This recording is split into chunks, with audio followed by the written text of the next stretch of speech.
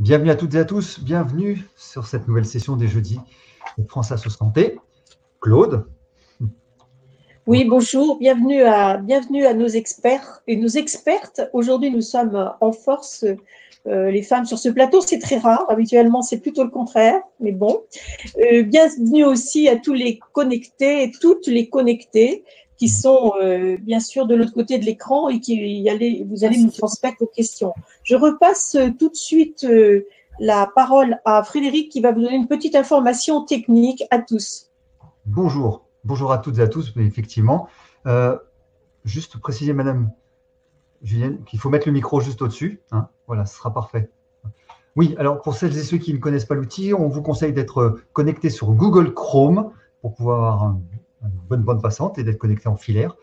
Vous aurez la possibilité de revoir le replay de ce webinaire sur le site de France Asso Santé dès demain. Et n'hésitez pas à nous poser toutes vos questions. On se fera un plaisir de les transmettre à nos experts aujourd'hui. Et on est ravis de les avoir avec nous. Madame Julienne, je précise que vous n'avez pas le micro, qu'il faut mettre le micro juste au-dessus à côté de la caméra ronde. Voilà, super. Et là, normalement, on devrait vous entendre. Voilà.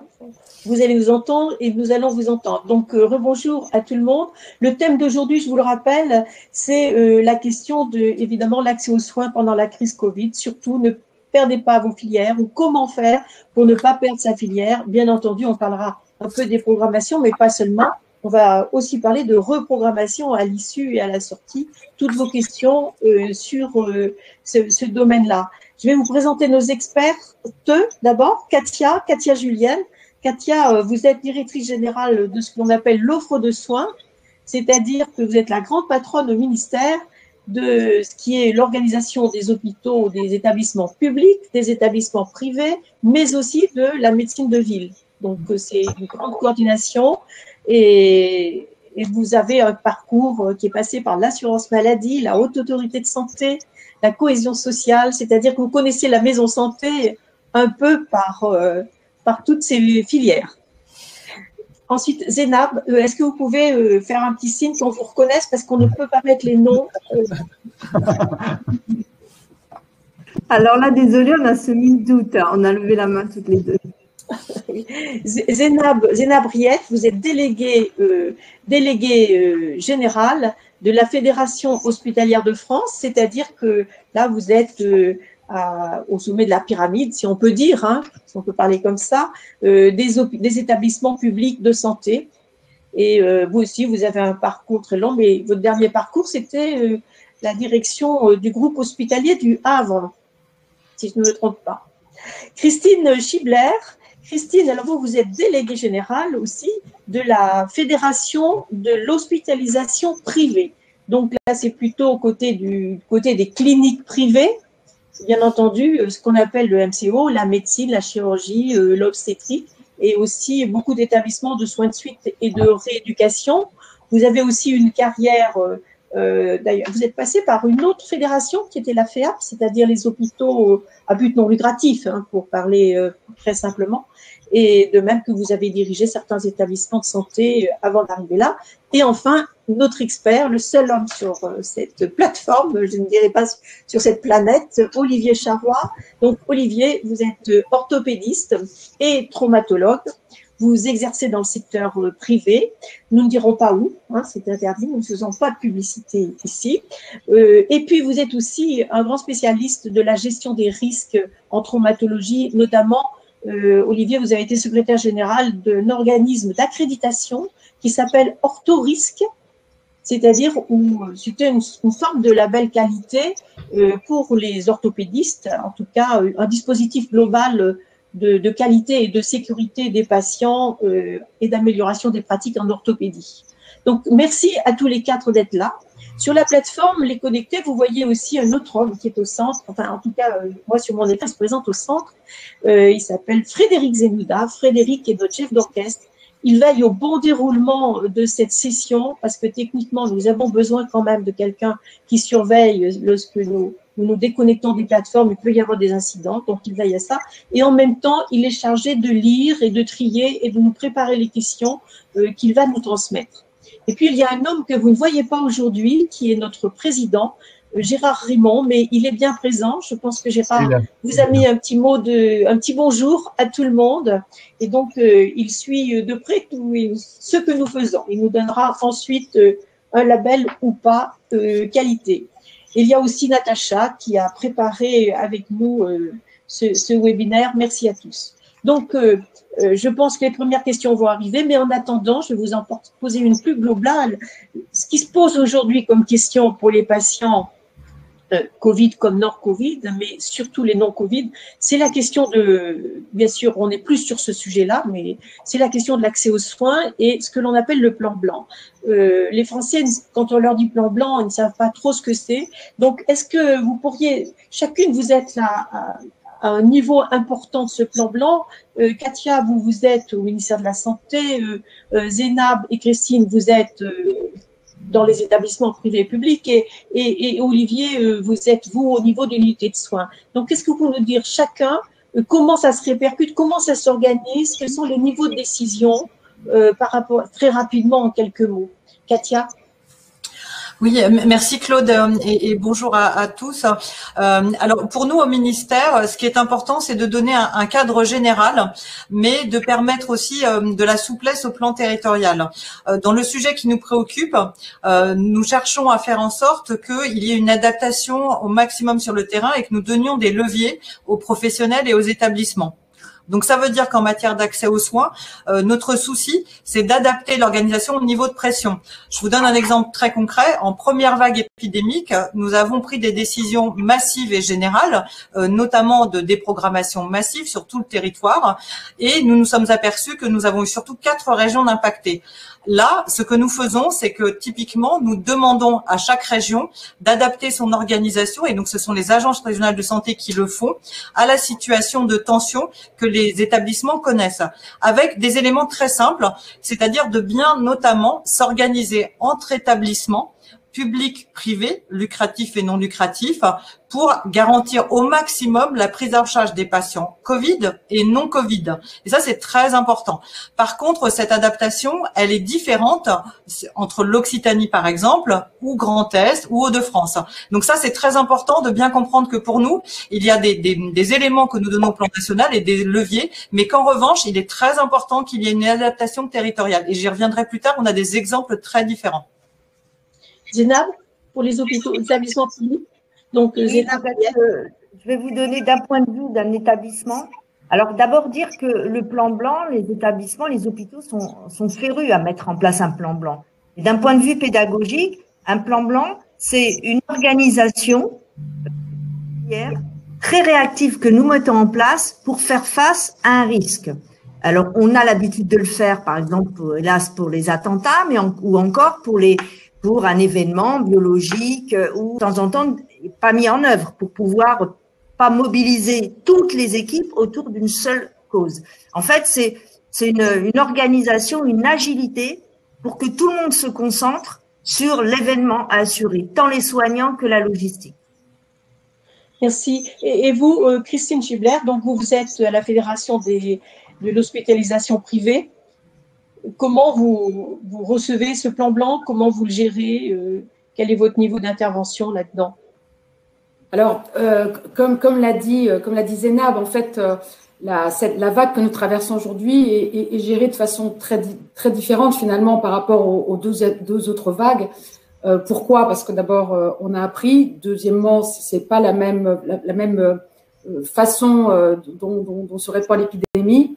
Et en fait, on a une organisation qui est vraiment territoriale sur chacune des régions, donc sous l'égide des ARS, des établissements privés, agences régionales de santé, excusez-moi. Donc, les établissements publics privés, en lien aussi avec la médecine de ville, s'organisent pour apporter la meilleure réponse. Et apporter la meilleure réponse, c'est bien entendu à la fois donc prendre en charge les malades du Covid, mais aussi organiser le maintien du plus possible d'activités pour éviter les retards de soins et donc limiter la déprogrammation.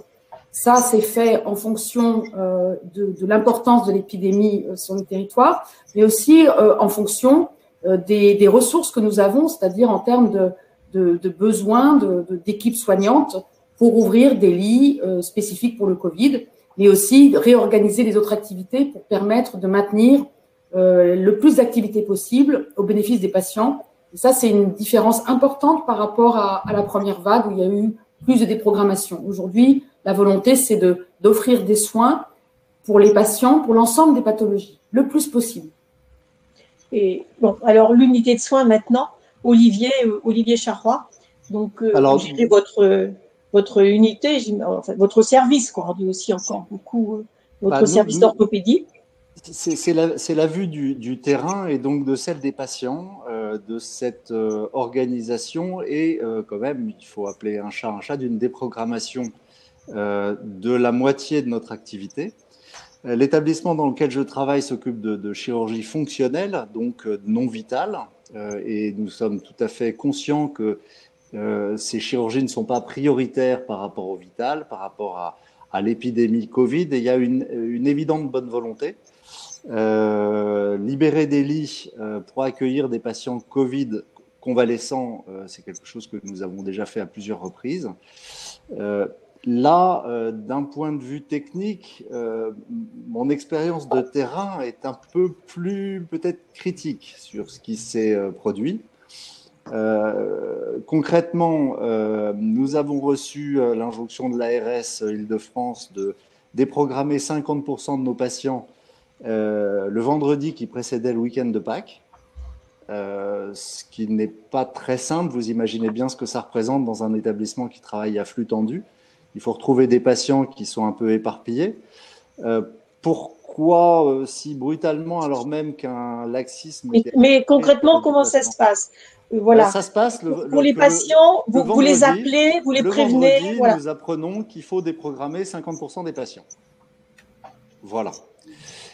Donc, il faut contacter, d'abord, effectuer un tri. Alors, il y a des choses qui sont extrêmement compréhensibles. Par exemple, les patients les plus fragiles qui pourraient nécessiter une surveillance en soins intensifs, il faut libérer les capacités des soins intensifs pour le Covid. Donc, essayer de les reporter. Les patients qui, sans préjudice, peuvent attendre, c'est assez aussi facile de les reporter. Le faire du vendredi au lundi, là, ça devient compliqué. Donc, nous avons fait le tri, nous sommes parvenus à contacter tout le monde et par rapport à votre question sur les inquiétudes des patients par rapport à leur filière, nous ne perdons de vue personne, c'est-à-dire que tout patient qui n'a pas de date opératoire reste dans nos listings et nous leur proposerons une date dès que nous en serons capables. Ah oui, ça c'est important de dire que vous avez rassuré vos patients, qu'ils savent qu'ils ne vont pas être perdus de vue, qu'ils vont garder le contact avec l'unité de soins. Est-ce que ça se passe partout comme ça, Zénab? Et puis voilà, c'est-à-dire que les patients maintenant ne se déconnectent pas, si j'ose dire, de leur filière. Oui, peut-être ce qui est important, peut-être de rappeler quelques chiffres. Vous savez que lors de la première vague, avec le premier confinement, on a eu sur l'ensemble de l'année 2020 moins 72% d'activité en ce qui concerne la chirurgie, je parle tout établissement confondu, et sur la médecine, c'était moins 49%. Lors de la deuxième vague, puisque la stratégie est heureusement au bénéfice des populations et des patients, a été de dire il faut surtout, et nous avions incité les patients à continuer à se faire soigner et surtout ne pas renoncer aux soins. Donc, nous avons essayé de maintenir et nous continuons à maintenir une activité de prise en charge de patients Covid et de patients non Covid. Et lors de la deuxième vague, c'est moins 15% sur la chirurgie et moins 14% sur la médecine. Ça veut dire que, effectivement, à la fois les patients n'ont pas renoncé, ont moins renoncé aux soins, et à la fois les équipes se sont organisées, les hôpitaux se sont organisés pour assurer cette prise en charge. D'autant plus que à l'hôpital public, 8 patients sur 10 hospitalisés pour Covid le sont à l'hôpital public. Donc ça, c'est très important et très important de dire aussi qu'il faut se faire soigner, à la fois faire appel à son médecin traitant et à la fois faire appel à l'hôpital ou à la clinique. Mais c'est très important de continuer à se faire soigner. Avant de prendre la première question, Frédéric, je voudrais rebondir aussi sur un mot qui a été dit par Olivier Charrois tout à l'heure. Le mot tri, c'est un mot qui fait peur, mais on a bien entendu après dans les explications que, en réalité, on regarde ce qui est prioritaire et on ne va pas laisser tomber les prioritaires. Évidemment, tous ceux qui auraient pas forcément un pronostic vital, mais quelque chose en jeu au plan de l'autonomie, etc., vont être pris, même s'ils ne sont pas Covid. Il y a tout de même des patients non Covid qui vont continuer d'être accueillis. Et quand on entend, et ça peut-être Katia Juliane, vous pouvez nous dire là-dessus, des fois on entend, mais on va déprogrammer 100% ou 80%.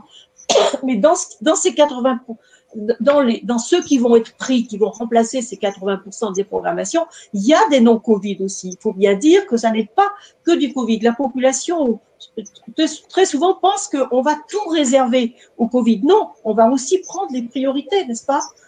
Ah oui, Claude, c'est tout à fait juste. Et c'est vrai aussi d'ailleurs pour les soins critiques, parce que quand vous regardez les chiffres en soins critiques, on avance beaucoup le chiffre du nombre de patients Covid en soins critiques, mais si vous ajoutez les patients non Covid, vous allez arriver à 7600. Donc c'est très important aussi parce que nous veillons à prendre en charge, comme l'a dit Zénab, des patients atteints du Covid, mais les autres aussi. Après, pour le dire très simplement, nous, au niveau national, on ne fixe pas de chiffre de déprogrammation. Nous demandons à chaque agence régionale de santé de se donner les capacités en renfort en ressources humaines, d'accroître les capacités de prise en charge pour les patients ayant du Covid et aussi d'autres patients, vous l'avez très bien dit. Et de fait, cela veut dire une réorganisation de l'activité. Mais je crois que c'est comme ça qu'il faut le dire. Et donc, ça veut dire que c'est très variable d'une région à l'autre. Et nous disons qu'il faut aussi faire attention à préserver au maximum les prises en charge des patients non Covid. Par exemple, il nous est arrivé avec certaines régions de privilégier l'arrêt des formations des infirmières spécialisées pour renforcer les établissements, pour éviter une déprogrammation encore plus importante. C'est un exemple de levier qui permet de préserver une capacité importante de prise en charge. Donc ça, c'est vraiment très important de le dire. Et nous avons une attention particulière aussi, par exemple, pour les patients atteints de cancer, pour les greffes, pour les mineurs, par exemple. Et ça, c'est des choses que nous regardons de très près. Et c'est très important aussi de faire passer le message que nous prenons en charge les deux types de patients, y compris en soins critiques. Oui, alors nous avons pris aujourd'hui comme filière l'orthopédie parce que nous savons que dans la prothèse, par exemple, ce sont on peut dire des centaines de milliers de patients, c'est au moins 250 000 patients, rien qu'en protège de hanche et de genou, je pense, Olivier, c'est énorme. Et que certes, on peut pas dire que c'est aussi vital que l'infarctus du myocarde, hein, c'est une autre dimension, mais néanmoins, c'est vrai que certaines personnes qui n'auront pas leur prothèse au bon moment peuvent faire une chute qui, elle, va pouvoir entraîner toute une dégradation de l'état qui peut mal se terminer. Donc, c'est important. Vous avez bien fait de citer la cancérologie, mais on l'avait déjà traité dans un précédent webinaire. Mais voilà, aujourd'hui, on est allé sur l'orthopédie. Il y a plein d'autres filières qui sont aussi qui sont très, très importantes. Christine, vous avez peut-être quelque chose à rajouter? Et ensuite, Fred, tu nous passes la première question. Oui, merci beaucoup. Je pense qu'il faut bien comprendre que au sein des régions, il y a vraiment à chaque fois une discussion générale qui s'établit pour voir comment organiser le rôle de chacun des établissements sur le territoire. Et après, il y a une décision médicale qui se prend pour chacun entre le médecin et ses patients, de manière à évaluer ce qui doit être gardé, ce qui peut être déprogrammé. Et c'est vraiment une situation et une évaluation individuelle.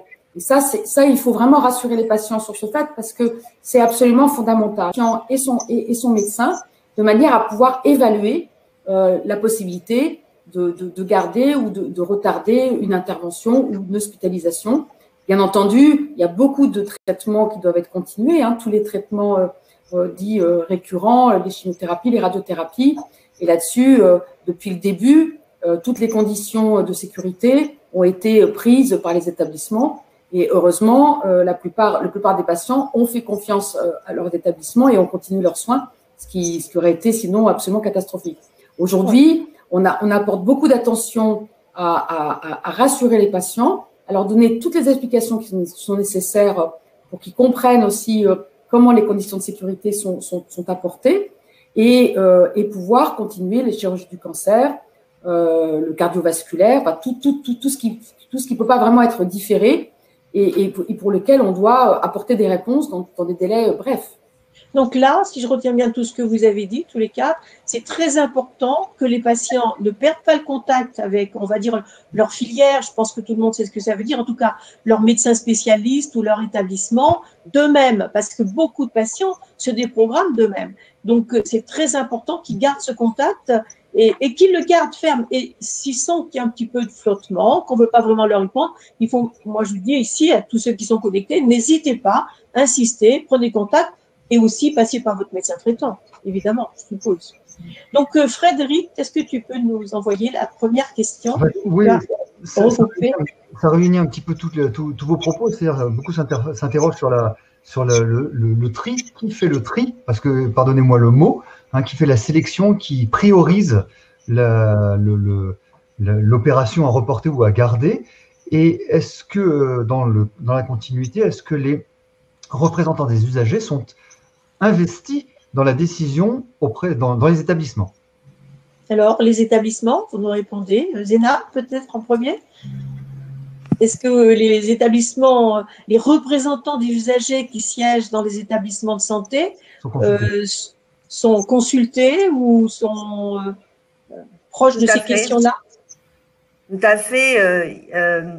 Les établissements à la fois associent, et ils l'ont fait aussi en période de deuxième vague et maintenant, associent les représentants des usagers qui siègent à la commission des usagers pour à la fois les informer de la situation dans laquelle est l'établissement au regard des prises en charge de patients Covid et non Covid, mais aussi pour leur demander d'être vecteurs auprès de leurs adhérents et de la population pour continuer à assurer les prises en charge. Et par ailleurs, comme l'avait dit Christine, la relation entre le médecin et le patient est permanente, et cela, quelles que soient les disciplines.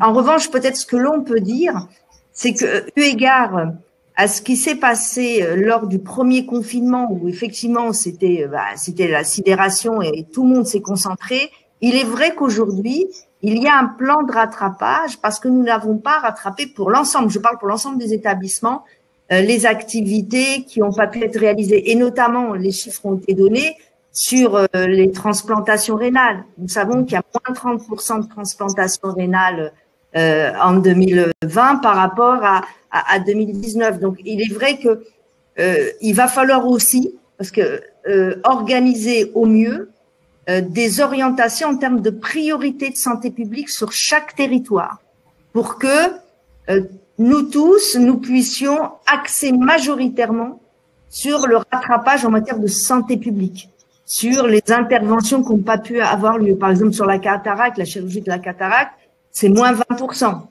Et donc, bien évidemment, comme vous le disiez, Claude, ces interventions qui peuvent être retardées sont essentielles.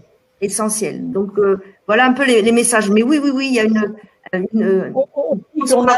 dialogue permanent et avec les patients et avec leurs représentants. On dit qu'en sortie de confinement ou en sortie en général, c'est assez lié avec les déprogrammations, qu'en sortie de ces moments de crise, il y a effectivement des stocks de patients, excusez-moi l'expression, mais c'est un peu l'expression qu'on utilise, qui se constituent. Donc, je vais peut-être poser la question à l'orthopédiste. Comment on fait pour écouler les stocks ensuite? Eh bien, Claude, c'est pas facile. Nous avons interrompu notre activité pendant 2 mois l'an dernier dans un établissement qui travaille à flux tendu, avec des délais opératoires qui sont souvent de 3 mois. Et depuis, nous vivons des procédures sécurisées qui nous ralentissent de façon permanente, qui sont tout à fait logiques. Par exemple, entre 2 patients, le délai est prolongé de façon à assurer une espèce de sédimentation et de réduction de risque de transmission entre les patients, même si les patients sont testés à l'entrée. Oui, non, mais ça n'est pas discuté. Les extubations des patients ont lieu en salle d'opération et non plus en salle de réveil. Bref, autant de choses qui ralentissent. Tous nos patients sont testés, ce qui signifie que de façon hebdomadaire, nous avons chacun 1 ou 2 patients qui sont découverts PCR positifs, bien que totalement asymptomatiques, mais nous ne pouvons pas les opérer et nous ne pouvons pas les remplacer puisque la PCR est réalisée juste avant. Donc, nous n'avons pas le délai nécessaire pour trouver un autre patient. Bref, il y a une accumulation. Alors, oui, c'est bien, ça explique aux gens pourquoi, effectivement, le retard se répercute, comme le disait tout à l'heure Zénab, sur absolument. Et il est difficile à rattraper, il n'est pas anodin, hein. Nous fonctionnons en procédure un peu dégradée. D'un point de vue fonctionnel, imaginons quelque chose d'anodin comme un ménisque désinséré. On sait parfaitement que le délai de prise en charge est corrélé aux chances de guérison. Donc, nous faisons au mieux, mais ça n'est pas évident. Le tri, pour dire les choses comme elles sont avec sincérité, nous n'avons pas eu le temps de l'organiser avec les représentants des patients. Un vendredi pour les 4 semaines suivantes, nous avons dû réorganiser tous les programmes. Ça s'est fait dans l'urgence et en week-end. Donc, nous avons fait mieux en fonction de notre perception de l'urgence fonctionnelle, de l'urgence vitale. Bon, ça ne se passe pas mal. Les gens le comprennent. Et le fait que nous gardions le contact avec eux les rassure sur le moment d'une reprogrammation dès qu'elle sera envisageable. Ensuite, j'imagine, oui. C'est le mouvement de nous qui sommes les entre guillemets trieurs vers les patients. Ce qu'il faudrait aussi envisager, c'est le retour de la situation. On nous a demandé de déprogrammer 50% des patients, c'est-à-dire que dans l'établissement dans lequel je travaille, ça a libéré 36 lits. Nous accueillons 4 Covid. Oui, et on ne sait pas, enfin… J'entends bien. On approche du pic, on n'est pas tout à fait au pic, Katia, je crois encore, Katia Julienne. Hein. Donc, il y a une petite marge de manœuvre, c'est ça, on garde un peu de soufflet. Non, mais ce qui est difficile à dire, c'est vrai qu'on a vécu des situations dans lesquelles la croissance a été extrêmement rapide, ce qui fait que nous évitons collectivement d'être à un taux de saturation de 100% pour pouvoir toujours se garder la possibilité d'accueillir des patients. Depuis quelques jours, la croissance semble se ralentir, pour le dire simplement. Il est encore un peu tôt pour dire si nous sommes stabilisés à un pic. Enfin voilà, donc c'est quelque chose que nous regardons tous les jours. Nous l'espérons, hein, parce que nous avons tous envie que finalement l'activité Covid ralentisse pour permettre cette reprise d'activité plus importante pour les patients non Covid. Mais c'est encore, en tout cas, moi, je ne pourrais pas le dire de manière claire aujourd'hui. Je l'espère et j'espère que nous allons nous installer sur un pic, voire une décroissance rapide. En tout cas, nous espérons que les mesures de freinage fonctionnent et que l'effort collectif que chacun d'entre nous produit va porter ses fruits très vite. Alors, parce qu'on a besoin un petit peu d'optimisme dans cette situation que l'on sent très tendue et un opérateur est là pour traduire, puisque Olivier, vous êtes au bout de la chaîne, si j'ose dire, de décision. Et finalement, c'est vous qui décidez qui est-ce qui est prioritaire. Est-ce qu'un médicament va être prioritaire sur telle autre chose? Puisqu'il y a ces lits qui sont réservés par ailleurs. Mais une note d'optimisme peut-être, Katia, Juliane, oui. Tout le monde, oui. C'est que, oui, effectivement, on serait proche du pic, pas tout à fait quand même, je crois. Donc, on a encore quelques jours d'incertitude, on ne sait pas. Mais j'ai vu que monsieur Vincent Maréchal, qui est virologue et qui a créé le réseau BIPIN qui surveille les premiers indicateurs dans les eaux usées, a dit hier que bon, il y avait peut-être un petit signe positif, qu'il semblerait que ça descende, mais que ça se répercute quand même que dans les 10 ou 15 jours qui suivent. Donc, voilà, on peut espérer que ça ne s'aggravera pas trop. Pour être optimiste, Claude, quand même, rappelons-nous que la vaccination fonctionne et c'est aussi la vaccination qui va nous permettre de sortir de cette difficulté. Et donc ça, moi, je suis très optimiste pour les semaines qui viennent parce que la vaccination qui avance à grande force va nous permettre collectivement de… Vous l'avez dit, Olivier, ce qui va être très important, c'est la reprise d'activité. Donc, il faut que toutes les personnes qui ont eu un retard dans la programmation d'une intervention ou d'une prise en charge puissent reprendre contact dès que les choses, dès que ça va s'éclaircir, dès que les effets de la vaccination seront là, ils commencent à être là, puisque le nombre de personnes vaccinées est en croissance exponentielle, et tant mieux. Et je pense que cet engagement des citoyens dans la vaccination, c'est le meilleur espoir qu'on peut avoir pour reprendre très vite les interventions chirurgicales qui auraient pu être différées. C'est vrai que ça va être l'enjeu des semaines à venir, avec le besoin de redémarrer avec peut-être un été qui devra être assez dynamique en termes d'activité. Ça sera pas facile parce que nos soignants sont très mobilisés, ils sont fatigués.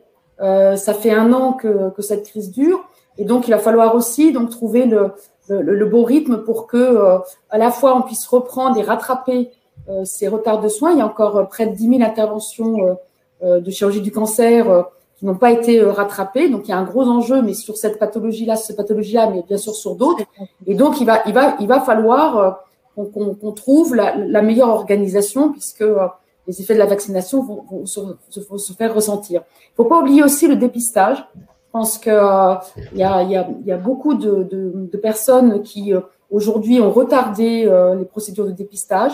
Ça, je pense que c'est aussi un des enjeux qu'il y a devant nous. Il va falloir absolument qu'on se mobilise pour encourager les citoyens à continuer à se faire dépister selon les programmes qui sont prévus et proposés par l'assurance maladie, parce que sinon, on va avoir des conséquences qui ne seront pas bonnes. Donc, je pense qu'il faut que il y a eu un travail considérable qui a été fait pour assurer les meilleures conditions de qualité et de sécurité pour les patients. Il y a une mobilisation absolument extraordinaire des médecins et des soignants pour gérer cette phase de pandémie qui est assez effroyable, hein, il faut quand même le dire. Et donc, demain, il va falloir vraiment que tout le monde se mette autour de la table pour, entre les patients et les médecins, dans le dialogue singulier, puissent retrouver le chemin rapidement pour qu'on arrive à compenser un petit peu ce retard de soins et qu'on l'amplifie pas. Frédéric? Oui. Oui, Zénab? Oui, je voulais juste peut-être, en termes de note d'optimisme, il y avait 2 points. Et là, c'est des faits avérés. Regardez nos seniors qui ont été vaccinés. La chute d'hospitalisation est phénoménale. Et ça, c'est quand même important parce que ça donne du souffle et ça permet aussi de prendre en charge d'autres patients. Donc, c'est vrai que la vaccination, c'est essentiel. Et la deuxième chose, c'est que première vague, deuxième vague, on apprend. On voit combien c'est important à l'échelle du territoire qu'on puisse s'organiser tous ensemble pour, comme je disais tout à l'heure, définir les priorités et éviter au maximum de pouvoir déprogrammer et bien répartir la prise en charge des patients Covid pour qu'ils soient aussi au plus près de chez eux. Et je crois que ça, c'est important aussi de le noter. Merci. Frédéric? Alors, oui, vous imaginez qu'il y a beaucoup de réactions, notamment des représentants des usagers. Hein. Je suis désolé de mettre un petit peu les pieds dans le plat, mais beaucoup disent avoir été avisés et non pas consultés. Donc, il y a et peut-être avisés un peu tardivement, voire même pas du tout pour certains. D'autres disent, d'autres abonnés nous posent la question, OK, on va rattraper le retard, y aura-t-il assez de personnel soignant pour pouvoir assurer cela? Et après, puisqu'on parle d'orthopédie, les plateaux techniques de rééducation étant fermés, comment va-t-on faire la rééducation? Voilà, donc je vous lance un petit peu tout ça, et j'ai vu passer le chiffre de 22 000 greffes de reins, puisque Madame Riette en a parlé, greffe de rein qui n'a pas été opérée en 2020. Donc voilà, est-ce que tout ça va être tenu, on va tenir compte de tout cela et comment faire?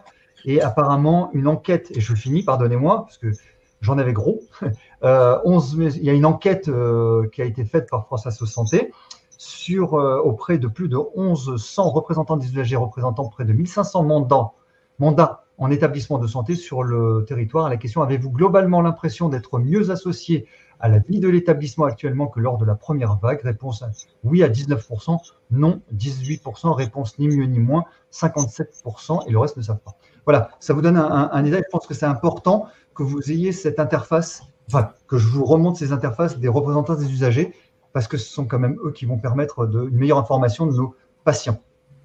Oui, c'est sûr que c'est difficile. Moi-même, je suis RU dans un établissement de santé sur le terrain.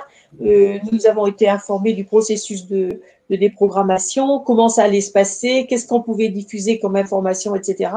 Mais c'est très difficile et je pense qu'Olivier, là, qui est praticien, Olivier Charrois peut en témoigner. Je pense que ça se gère dans l'unité avec le médecin qui décide des priorisations, qui connaît ses patients, etc.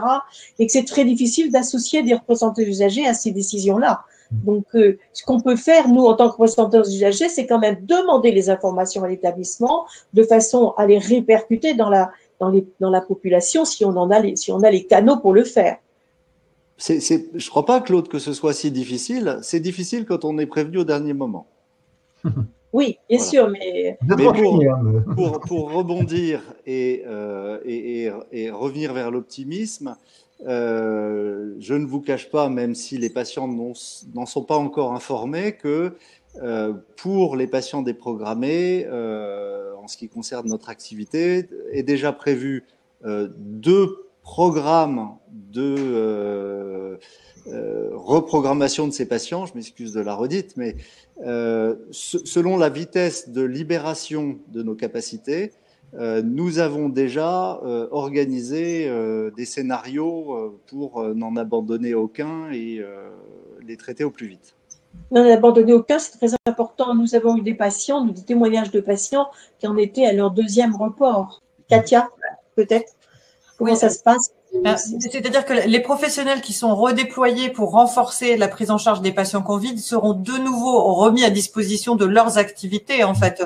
Donc, on va pouvoir réorienter l'activité des établissements de santé et redémarrer l'activité. Après, je pense qu'effectivement, et c'est très bien qu'une reprogrammation soit organisée, je crois que c'est ça qu'il faut le faire et que les médecins s'y préparent dès maintenant, c'est très très bien parce que on sait très bien que dès qu'on pourra le faire, il faudra réorganiser par priorité la prise en charge de tous les patients. Moi, je crois que c'est ça le message qu'il faut passer. Et en fait, les professionnels qui sont redéployés pour les patients Covid vont retourner à leur activité. En fait, c'est ça qui va se passer.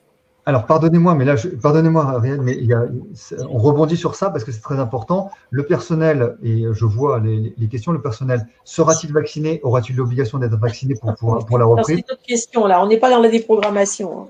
Ouais. Bien sûr que le personnel est vacciné, le personnel hospitalier. Moi, je pense que je peux répondre, Katia, peut-être que vous avez aussi bien que moi. Là-dessus, nous avons appris hier au ministère que 61% du personnel soignant est actuellement vacciné. Alors, c'est pas suffisant. Il faut encore monter. On est bien d'accord. Mais tout de même, ça décolle un peu, quoi, parce que c'était pas le cas jusqu'à maintenant. Donc, bon, il y a aussi le problème des doses. On sait bien que c'est pas si simple. Hein. Zénab demandait à prendre la parole. Oui, peut-être sur les effectifs, quand même, en prolongement de ce que disait Katia Julienne, dire que, alors d'abord, saluer parce que vraiment, il faut mesurer le travail qui est fait depuis plus d'1 an par les équipes et que depuis la 2e vague, les équipes n'ont de cesse de pouvoir assurer les 2. Vraiment, d'assurer la continuité de prise en charge des patients Covid et non Covid. Et de la même façon, il y a des recrutements, c'est-à-dire qu'aujourd'hui, on essaye au maximum de recruter. Après, il faut trouver les professionnels. Et on essaye aussi de ménager au maximum, c'est-à-dire tout ce qui permet d'alléger les équipements, les conditions d'exercice, les renforts de personnel, les étudiants, tout ceci est mis en œuvre pour faire en sorte que les professionnels continuent. C'est vrai que on est aussi extrêmement admiratif parce que tenir comme ça pendant plus d'1 an et qu'eux ont qu'une hâte, c'est d'avoir majoritairement des patients non Covid, ça voudrait dire qu'enfin on peut reprogrammer. Mais je crois qu'il faut vraiment mesurer cela. Et on a cette chance en France d'avoir cette mobilisation et qui perdure malgré la fatigue. Je dirais que le personnel s'adapte d'une façon remarquable. C'est vrai, Zénab, c'est bien de le souligner. Et je crois même que Olivier Charrois, en première vague, s'est transformé en médecin accompagnant les unités Covid. Oui, avec toute son incompétence de chirurgien orthopédiste, parce qu'on ne fait pas d'un âne un cheval de course, et que 25 ans après ma formation généraliste, je ne suis pas le substitut de réanimateur ou d'autres gens plus compétents. On est resté présent auprès de nos équipes, mais me concernant comme chirurgien, de façon plus affective qu'indispensable. C'est important d'être auprès de ces équipes de toute façon.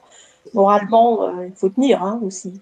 Christine, peut-être vous avez quelque chose à rajouter sur le problème de la gestion du personnel. Est-ce qu'ils se vaccinent dans le secteur privé, les professionnels? Alors, on encourage vraiment notre personnel à se faire vacciner. On organise avec l'aide du ministère tout ce qui est possible pour faciliter cette vaccination. Donc, pendant le temps de travail, à chaque fois que c'est possible dans leur établissement, parce que ces personnels, ils sont déjà très sollicités si en plus ils doivent se déplacer ou si c'est trop compliqué pour eux, voilà. Donc aujourd'hui, on a vraiment le sentiment qu'il y a de plus en plus d'adhésion, on s'en félicite et nous, on cherche à avoir le plus haut taux, mais comme tout le monde, de vaccination, donc de rassurer, d'expliquer. Et je dois dire qu'avec les livraisons, les approvisionnements qui ont fortement augmenté, je pense qu'on peut être optimiste sur le fait que la couverture par la vaccination des professionnels va être en forte augmentation dans les temps à venir. En tout cas, avec le ministère et l'ensemble des collègues des fédérations, on fait tout pour le favoriser, l'encourager, parce que c'est la seule solution. Voilà, donc c'est la seule solution pour tout le monde, mais c'est aussi la seule suffisante. Elle est nécessaire, mais elle ne sera peut-être pas suffisante. Il ne faudra pas oublier, il ne faut pas oublier de répéter. On parle de vaccination. C'est moi le sujet du jour. On a eu beaucoup de monde la semaine dernière, il y a 15 jours là-dessus. Mais il y a aussi respecter les gestes barrières, continuer de protéger, de faire attention. On ne le redira jamais assez. On parle beaucoup. Il ne faut pas l'oublier, c'est très, très important. Mais je vais passer une question, Frédéric, sur la psychiatrie. Et la filière psychiatrie, comment que ça se passe? Est-ce qu'on accède facilement? On a entendu qu'il y a des problèmes pour les adolescents qui sont en grande difficulté. Est-ce que vous pouvez répondre au moins 3, mais peut-être Olivier aussi. Katia? Oui, alors pour la psychiatrie, c'est aussi une difficulté parce que eux aussi ont été impactés fortement par la prise en charge de patients Covid. Ils ont aussi un afflux de personnes qui sont en très grande souffrance et ça a été une vraie difficulté.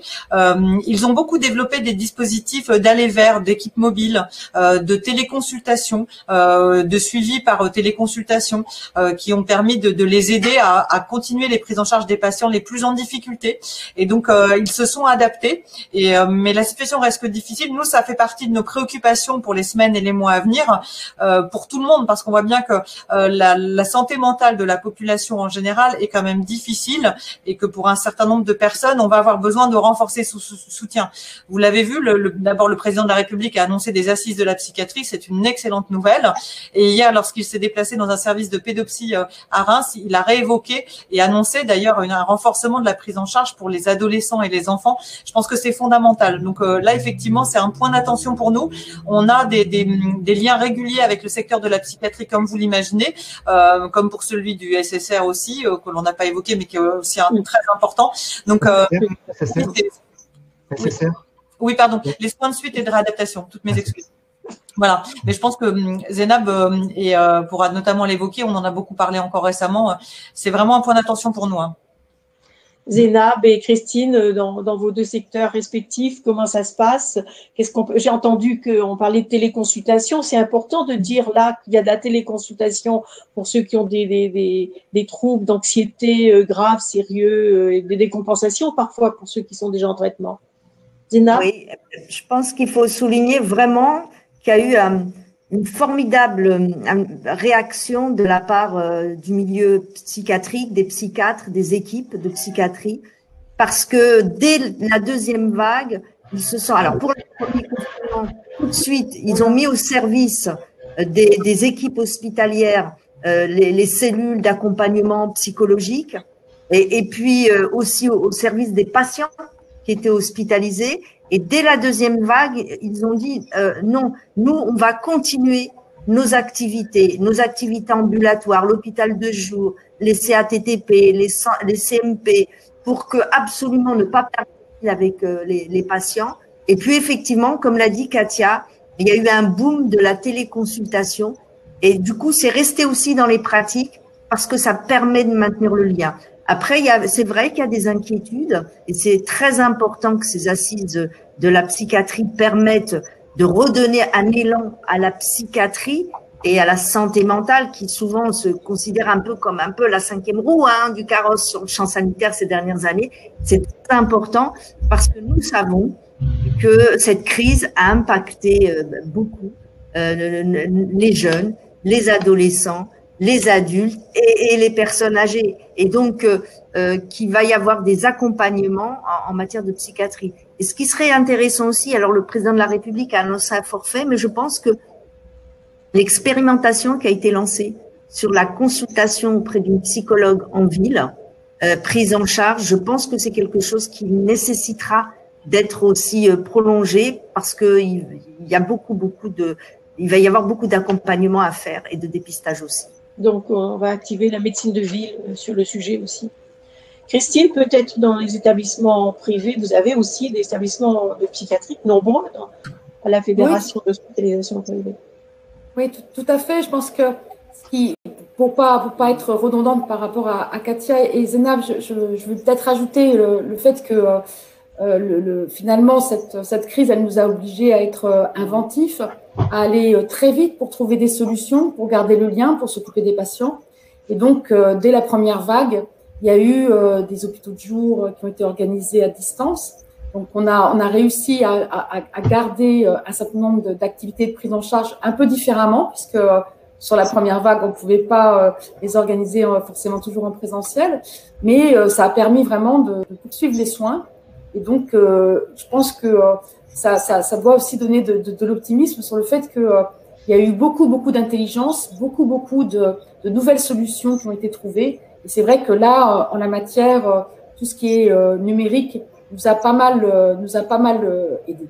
Le numérique apporte beaucoup. Est-ce qu'on utilise la consultation, la téléconsultation en orthopédie, Olivier?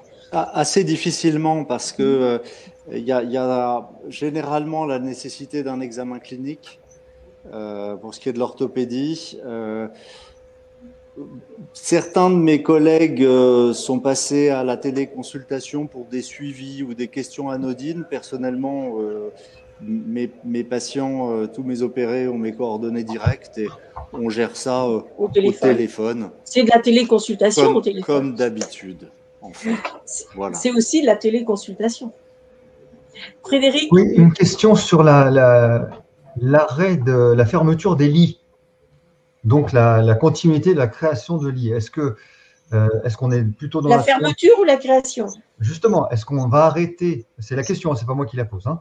Attention, pas d'interprétation. Est-ce qu'on va arrêter la fermeture des lits? De la fermeture des lits. Et est-ce qu'on continue la création de lits? Parce qu'il semblerait qu'il y ait cette tendance à la création de lits. Je vais déformer un peu la question, parce qu'il y en a une aussi qui concerne l'ouverture des lits. Est-ce qu'on peut facilement ouvrir des lits? On a vu tout à l'heure que quelqu'un a abordé la question du personnel. Certes, il y a la question du personnel, mais par exemple, autrefois, si j'ose dire, parce que j'ai un petit peu d'âge, on était tout à fait capable, parce qu'il y a eu des crises pas de cette envergure, mais on peut avoir des crises très localisées, de mettre un deuxième lit dans une chambre à un lit, par exemple. Est-ce que ça se fait encore? Est-ce que s'il y avait un coup de pouce, là, dans les 15 jours qui viennent, on sait qu'on a encore 10-15 jours qui vont être difficiles, et s'il y avait une poussée, et qu'il faille… alors, on a bien entendu que chez Olivier, il y avait encore des lits de vacants, mais la France est immense, et est-ce que s'il fallait, on pourrait introduire des nouveaux lits? Alors, il y a deux choses que je peux répondre, pour répondre à cette question. D'abord, il y a une mesure du Ségur qui s'appelle les lits à la demande et qui a prévu quelque chose comme 19 milliards. C'est sans précédent comme effort. Et donc, c'est un effort d'investissement qui va permettre de revoir des projets et incluant des projets de capacitaires qui tiendront compte aussi des enseignements de la crise, ne serait-ce que parce qu'il faudra permettre dorénavant à de la modularité dans la prise en charge. Je pense notamment des soins critiques. On y a beaucoup travaillé avec les réanimateurs. Donc voilà, donc on a quand même deux mesures phares assez importantes. Et objectivement, on s'est évertué, et j'espère avec succès, à sécuriser financièrement tous les établissements publics et privés pendant l'ensemble de la crise. Ça, c'est très, très important pour permettre de sécuriser le fonctionnement des établissements, quel que soit leur niveau d'activité. Donc, vous voyez, on est plutôt dans une sécurisation du fonctionnement des établissements, et y compris, là, on a des crédits pour ce qu'on appelle des lits à la demande pour permettre d'ouvrir des lits. Et, Katia, ça fait 2 fois que vous parlez de soins critiques. Est-ce que vous pouvez expliquer, tout le monde ne sait pas dans nos personnes connectées, qu'est-ce qu'on appelle des soins critiques? Alors, je vais le faire avec prudence parce que je ne suis pas médecin, en fait. Donc peut-être, oui, peut-être. D'ailleurs, peut-être Zénab saura mieux que moi le dire. Je peux m'y essayer. Mais en fait, pour le dire simplement, l'unité de soins critiques, ce sont des unités qui d'abord se décomposent en réanimation, soins continus, soins intensifs, en fonction de la gradation, de la gravité de la prise en charge, et qui permettent à la fois en post-opératoire, et là c'est le chirurgien qui est à côté de moi qui pourra mieux le dire, de permettre de prendre en charge des personnes post-opération, et qui permettent aussi de prendre en charge et donc de maintenir en vie des personnes qui ont besoin d'une assistance respiratoire, donc avec les fameux respirateurs. Donc voilà, si je devais le dire en termes simples, mais je ne suis pas médecin et ni hospitalière, donc peut-être Zénab peut compléter, ou Christine, ce que je viens de dire si je ne suis pas claire. Avant Zénab, Olivier, est-ce qu'il y a des soins critiques dans une clinique privée où on fait de l'orthopédie? Pas du tout. Il y a des lits de soins intensifs. C'est-à-dire que dans un établissement de chirurgie fonctionnelle, après l'intervention, les patients passent en salle de réveil, et qu'ils n'ont que rarement nécessité de surveillance intensive, et qu'en cas de nécessité de surveillance intensive pour des patients qui seraient très fragiles d'un point de vue cardiaque ou respiratoire, généralement les suites s'organisent avec un département spécialisé là-dedans. Le patient est transféré pour les soins intensifs. C'est important à comprendre, parce que ça signifie quand même que en limitant notre activité, nous ne libérons pas de lits qui correspondent à la demande dont on entend parler, à savoir la saturation des soins critiques. Ce que nous pouvons proposer à des hôpitaux de voisinage, c'est d'hospitaliser des patients Covid convalescents, sortis de cette période critique et nécessitant une oxygénothérapie, en tout cas une surveillance, mais arrêter l'activité de chirurgie orthopédique fonctionnelle ne libère pas de lit de réanimation. Mais une salle de réveil, elle a tous les équipements pour se transformer. C'est ce qu'on pourrait imaginer au maximum de la crise, à savoir le bloc opératoire dispose d'un certain nombre de respirateurs qui correspondent aux salles d'opération, qui éventuellement pourraient effectivement, comme les salles d'opération, être transformées en place de réanimation vraie. Merci. Zénab?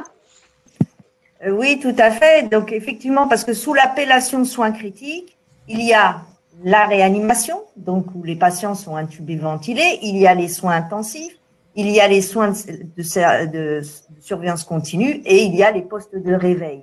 Mais qu'est-ce que nous avons fait dans les autres? En fait, on a organisé une gradation, hein. C'est-à-dire que là, notamment, pour essayer de maintenir, de prendre en charge des patients Covid en réanimation avec des patients non Covid, mais qui nécessitent de la réanimation, eh ben, il a fallu aussi transformer des lits de soins de surveillance continue, transformer des lits des postes de réveil pour augmenter notre marge de lit, notamment de réanimation. Et ce que vous disiez, docteur, tout à fait, c'est que c'est vrai qu'aussi l'évolution des prises en charge, à la fois quand le patient n'est pas intubé, ventilé, l'évolution des thérapeutiques permet aussi de mieux s'organiser et puis de désemboliser un petit peu les lits sur un site donné. Et donc l'exemple que vous évoquiez d'assurer, alors ils nécessitent quand même beaucoup de soins. Vous disiez convalescents, mais quand même quand vous les prenez en charge, ils nécessitent aussi un accompagnement. Donc il faut raisonner ainsi, c'est-à-dire, et puis il faut raisonner aussi période de crise pour en revenir aux capacitaires et à la création des lits, et période de non-crise. C'est-à-dire que, et ça, je pense que c'est acquis, Katia Juliane pourra le dire, au-delà des efforts qui ont été faits, c'est que désormais, faut raisonner capacitaire sur un territoire donné, en fonction des besoins de santé et en fonction de l'offre qui existe. Et ça, c'est très important, à la fois aussi avec l'évolution des prises en charge. Et pour la réanimation en termes d'épidémie, on voit par exemple les hôpitaux s'organiser sur le volet effectif, parce que c'est pas le tout de créer des lits, il faut aussi des personnels qui soient formés à la réanimation. On n'est pas formé comme ça d'un claquement de doigts. Et on voit par exemple des établissements dans les groupements hospitaliers de territoire constituer leur propre réserve sanitaire, c'est-à-dire de repérer dans l'ensemble de leurs professionnels de santé des professionnels de santé qui ont fait de la réanimation et dont on organise une formation par an et qu'on pourra mobiliser. Donc ça, c'est important aussi de pouvoir le dire. Mais on compte beaucoup sur cette souplesse que peut nous offrir la gradation des soins, l'organisation. Oui. Nous, ce qu'on entend, c'est que effectivement, on va avoir une capacité d'ouverture de lits qui va s'améliorer, Katia. Je pense que c'est ce que vous avez essayé de nous dire tout à l'heure. Oui.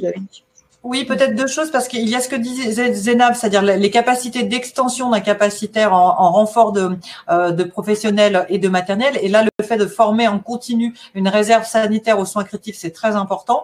Et après, il y a une deuxième question, et nous avons missionné l'Inspection générale des affaires sociales pour y travailler, sur finalement quel est le bon niveau de capacitaire en crise et hors crise, et la bonne répartition territoriale. Donc ça, c'est quelque chose que nous travaillons, et ça, c'est très important de l'anticiper aussi. Parce que nous avons bien vu que notre nombre de places en réanimation, c'est 5000. Et vous l'avez vu, on accueille actuellement 7600 patients. Donc, il y a aussi une capacité que les professionnels ont très bien travaillé d'armement de places supplémentaires. Et là, il faut le structurer de manière pérenne pour être en capacité d'affronter d'autres éventuelles crises qui feraient un choc similaire sur notre système de santé, en fait. Christine, vous allez compléter, mais effectivement, vous avez bien entendu tout à l'heure, les représentants des usagers veulent contribuer et suivre cette amélioration, je pense, au plus près de chacun de leur territoire. C'est ce qui ressort énormément des remarques oui. du chat. C'est les représentants d'usagers veulent être vraiment beaucoup associés. Et ils veulent être à la table, c'est-à-dire avec. Christine voulait peut-être, par rapport au secteur privé, c'est ce problème de capacitaire en ligne. Alors, en fait, il faut noter quand même qu'il y a eu une mobilisation assez extraordinaire avec, en un temps record dès l'année dernière, finalement, en quelques jours, en Île-de-France, l'ensemble des établissements de santé, quel que soit leur statut, a réussi à se mobiliser pour doubler la capacité pour accueillir tous ces malades qui en avaient besoin. Donc, je pense qu'on a su faire, on sait faire depuis. C'est toujours compliqué, mais donc il faut arriver maintenant à anticiper les choses, peut-être pour se dire quels sont les retours d'expérience que l'on a suite à cette crise et comment demain on peut arriver à avoir des modèles d'organisation qui soient le modèle d'organisation en période dite normale et puis un modèle d'organisation qui s'adapte au moment où il y a une crise. Alors il y a la crise maximum qu'on connaît aujourd'hui, mais il faut savoir que dans les années dites normales, il y a toujours des périodes de tension. Les périodes de tension, c'est facile, hein, c'est la grippe en hiver, donc c'est toujours à peu près au même moment. C'est les bronchiolites pour les enfants. Et puis, ça peut être aussi des périodes au mois d'août où il y a des périodes de canicule et des périodes qui nécessitent une attention et une organisation des soins qui soit particulière. Donc, je pense qu'aujourd'hui, on a beaucoup progressé dans la coopération publique-privée et aussi avec la ville, dans tous les territoires, parce que on a été amenés à travailler ensemble tellement que des progrès ont été faits. Il faudra et en ce qui concerne le privé, donc on a un certain nombre de réanimations, on en a moins dans le public parce que voilà, c'est comme ça, je veux dire, on en a, et on a quand même été capable d'ouvrir une centaine d'unités de réanimation supplémentaires au moment où il y en a eu besoin. Et aujourd'hui, elles sont de nouveau ouvertes puisque effectivement, il faut qu'on soit en capacité d'accueillir un éventuel afflux de malades à un moment donné dans les meilleures conditions. Donc, ça nécessite une organisation et il faudra la prévenir. On va prendre les dernières questions, Claude, si tu veux bien. Oui, vas-y, je t'écoute. La dernière question, c'est la corrélation qui peut se faire entre l'ouverture des lits et la capacité de personnel soignant pour accueillir tout cela. Et on parle beaucoup Est-ce qu'on forme du personnel? Est-ce qu'on forme du personnel? Est-ce que les personnels soignants qui est je relate les faits, épuisé aura la possibilité d'avoir des vacances pour pouvoir récupérer de cette lourde période. Donc être remplacé et avoir un turnover. Je ne sais pas, vous allez répondre toutes les trois, tous les quatre. Ce qu'on a appris, c'est que on pensait qu'il y a une démotivation de certains personnels qui sont épuisés, très certainement, mais que malgré tout, les professions de santé, et en particulier dans les écoles, les instituts de formation en soins infirmiers, il y a eu beaucoup de candidates là pour la prochaine rentrée. Ce qui veut dire que malgré tout, il y a des gens qui sont prêts à s'investir dans ces métiers si difficiles et extraordinaires en même temps.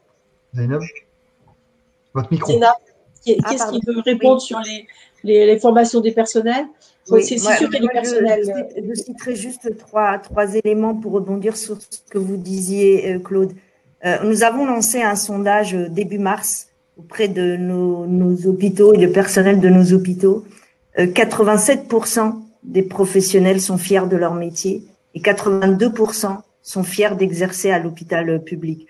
Par ailleurs, il y a le Ségur, mais Katia le dira, a consacré à la fois dans le public et dans le privé des revalorisations salariales. Alors c'est vrai que nous, pour le public, on considère que ça a été un plan de rattrapage nécessaire et indispensable. Et puis enfin, une bonne lueur d'espoir, c'est que le Parcoursup, le cursus infirmier est majoritairement demandé. Et puis, malgré tout, la crise sanitaire va avoir des conséquences aussi économiques. Et je pense que il faut le redire, travailler, choisir des métiers de la santé, c'est passionnant. Ça donne vraiment du sens. Et puis, on connaît jamais le chômage. Est-ce que vous avez quelque chose à rajouter? Non.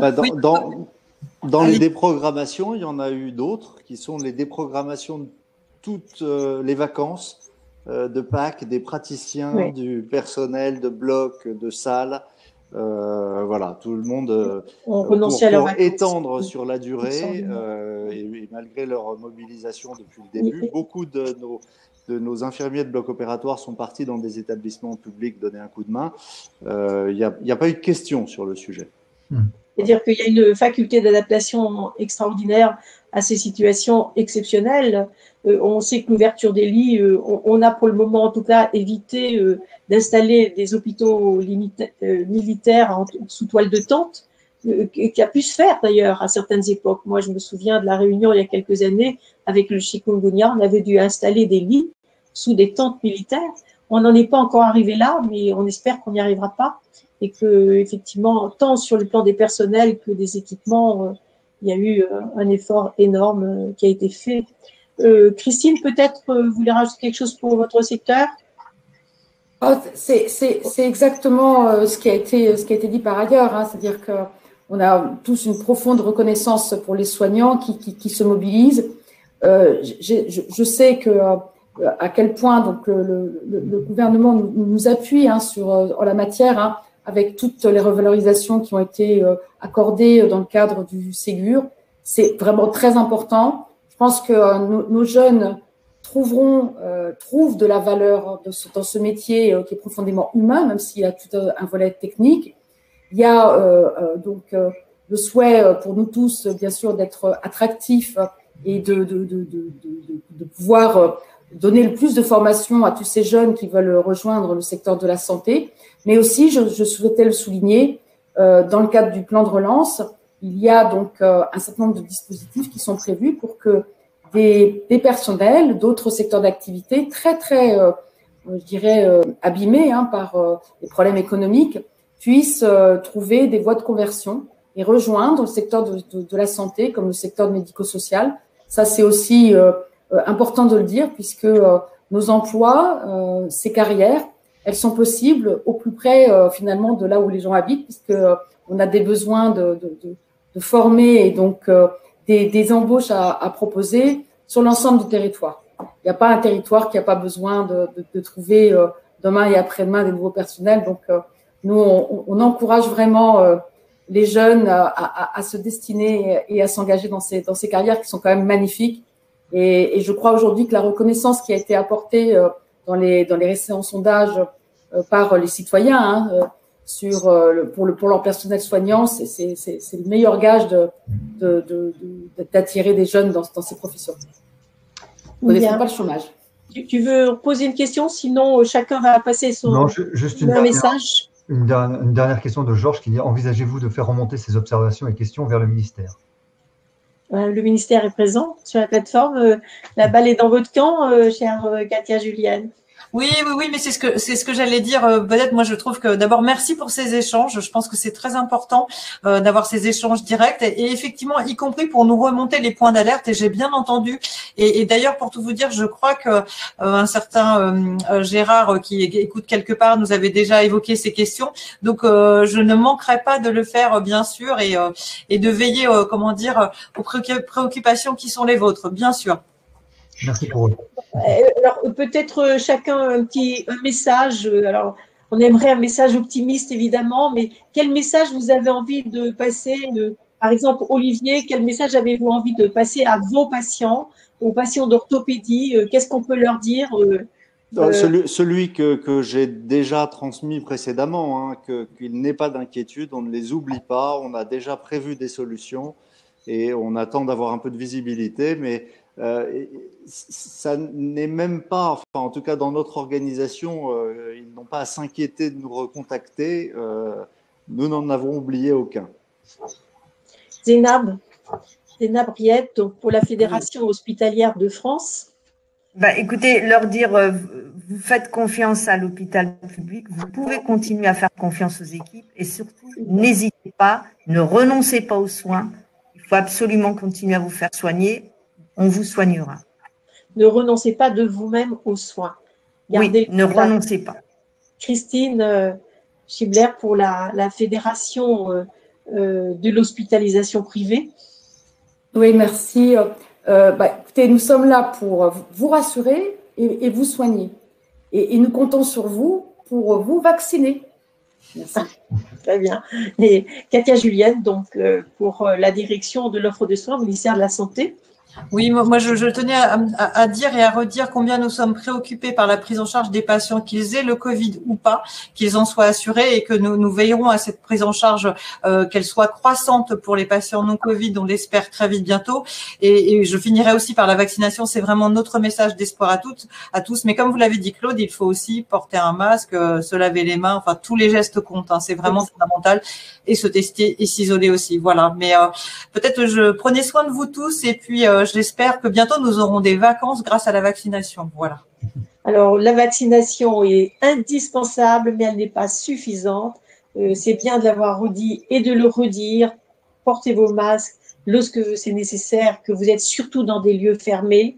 Et puis, respectez la distanciation physique chaque fois que c'est nécessaire. Évidemment, ça reste très important si on veut sortir de là très, très prochainement. Donc, merci à tous. Merci à nos experts, Olivier Charrois, orthopédiste, Zénab, qui est directrice, à vous connaître et apprécier vos compétences. Je voudrais dire que le prochain webinaire, vraisemblablement, nous allons discuter tout à l'heure avec ce fameux Gérard qui nous écoute, donc le président de France Asso Santé, Gérard Raymond, et l'équipe sera sans doute sur ce que l'on appellerait, je pense, le certificat vaccinal, parce que dans 15 jours, on sera proche du mois de mai, on en saura un peu plus sur son contour, son périmètre, pourquoi, comment et qu'est-ce qu'il va nous permettre de faire. On est en train de vous le préparer. Donc, et bien entendu, vous savez que le replay de cette séquence sera, si vous avez quelque chose à réentendre parce que nous sommes allés peut-être un peu vite, vous pourrez le trouver dès demain sur le site de France Asso Santé. Frédéric, tu as peut-être quelque chose à dire? Tu as tout dit, on vous souhaite une bonne santé, prenez soin de vous. Alors, merci à tous, merci à nos experts et merci à tous les connectés. Protégez-vous et vaccinez-vous. À bientôt. Au revoir. Au revoir, portez-vous bien. Merci.